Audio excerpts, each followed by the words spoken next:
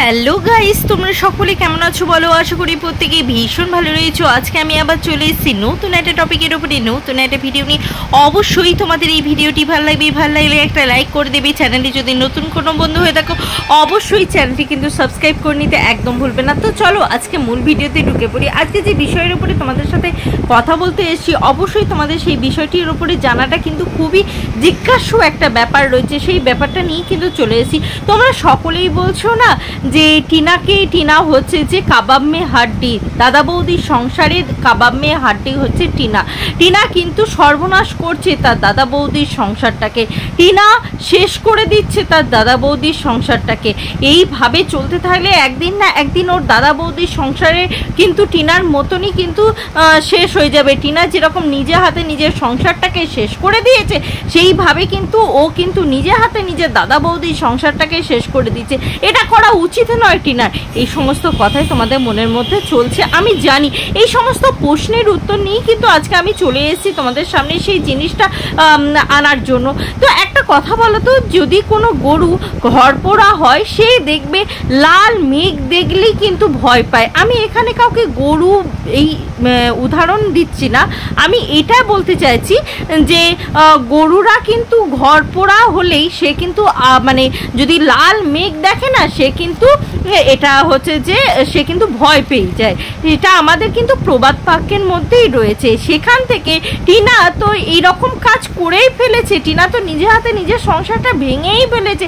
সে কি কারণে ভেঙেছে সে নিজেও জানে। প্রত্যেকে আমরা কিন্তু যারা বলছি টিনার নামে উল্টোপাল্টা কথা, তারাও কিন্তু সকলেই খুব ভালো করেই জানি যে টিনার সংসারটা ঠিক কী কারণে ভেঙেছে। তারপরেও টিনাকে কিন্তু ভীষণ রকমভাবে কিন্তু মানে বিধ্বস্ত করা হচ্ছে, বিভিন্ন রকমের বিভিন্ন কথা দিয়ে কিন্তু তাকে বিধ্বস্ত করা হচ্ছে। কারণ কি জানো? শুধুমাত্র এটাই যে তাদের স্বার্থ সিদ্ধি হয়নি, তাদের দাদাবাবু যেটা চায় সেরকম স্বার্থ সিদ্ধি হয়নি।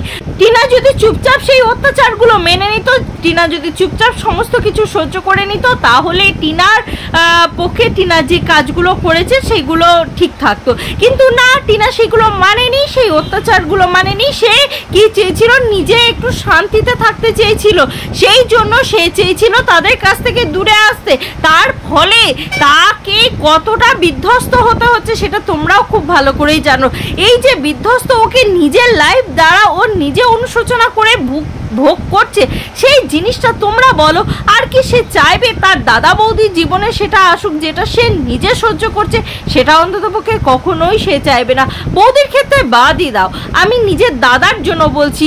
ওর তো নিজের রক্তেরই ভাই বোন, তাহলে নিজের রক্তে ভাই বোনে কখনো কি চাইবে যে সে নিজে অসুখী হয়েছে বলে তার দাদাকেও অসুখী করি? কখনোই কিন্তু সেটা সে কোনো দিন চাইবে না। আর একটা মেয়ে হিসাবে কখনো সংসার ভাঙার যে কতটা মূল্য সেটা সে নিজে খুব ভালো করেই জানে। একটা সমাজে থাকতে গেলে সংসার ভাঙার যে কত বড় মূল্য দিতে হয় একটা মেয়েকে, সে কিন্তু নিজে ভুক্তভোগী। সেখান থেকে সে কিন্তু কোনোভাবেই তার বৌদিকে সেই কেসটা কিন্তু ভোগ করতে দেবে না, এটুকু আমার বিশ্বাস। আশা করি তোমাদেরও সেটা মনে হয় যে সে কিন্তু তার বৌদিকে সেই পেসটা দেবে না, যে তার বৌদিও সেই জায়গায় যাক, সেই সমাজের সেই কুদৃষ্টি পড়ুক বা সমাজ তাকে এইভাবে বিতাড়িত করুক। যতটা বিতাড়িত তাকে করা হয়েছে ঠিক ততটা বা তার বেশি বিতাড়িত করুক, সেটা সে কখনোই টিনা চাইবে না যে তার বৌদির ক্ষেত্রেও সেটা হোক। সুতরাং সে যথেষ্ট বুদ্ধিমতী, সে কিন্তু কখনোই সেই কাজগুলো করবে না যে কাজগুলো তার পক্ষে করাটা অশোভনযোগ্য, বা যে কাজগুলো করলে তার দাদা বৌদির সংসারটা ভেঙে যেতে পারে, এমন কোনো কাজই কিন্তু সে করবে না বা করছে না। এবার ধরো যাদের দোষ দেওয়ার আর কি চিন্তা ভাবনা, বা যারা দোষ দেবেই আর কি ধরেই নিয়েছে যে তাকে দোষ দেবেই, সুতরাং কেউ তাকে অন্য কেউ বললেও ঠিক হবে না যে না টিনা এরকম কাজ করেনি। তারা শুনবে না। তাদের দোষটা না, টিনাকে যদি দোষটা না দেয় তাহলে তাদের ভিউজটা হবে কি করে? ভিউজটা হওয়ার জন্য তো টিনাকে দোষটা দিতে হবে, তাই না? তো সেই জন্যে আমি তোমাদেরকে একটাই কথা বলবো, তোমরা একটা কথা খুব ভালো করে জেনে রেখো, যে মানুষ যে কাজ করে পস্তাচ্ছে সে মানুষ কখনো তার আশেপাশে বা তার নিজের আত্মীয়দের বা তার পরিচিত কাউরির সেই রকম হোক সেটা কিন্তু সে কখনোই চাইবে না, কোনো দিনও চাইবে না। একটা মানুষ হিসাবে তোমরা সেই প্রশ্নটা নিজেদেরকে করো না, তোমরা নিজেরা কি কখনো পারবে? এবার ধরো যারা এরকম মানসিকতার হয় যে আমি জ্বলছি অন্য কেউ জ্বালাবো, সেইগুলো মানসিকভাবে পঙ্গু মানসিকতার। এই সমস্ত পঙ্গু মানসিকতার পরিবেশ এটা নয়।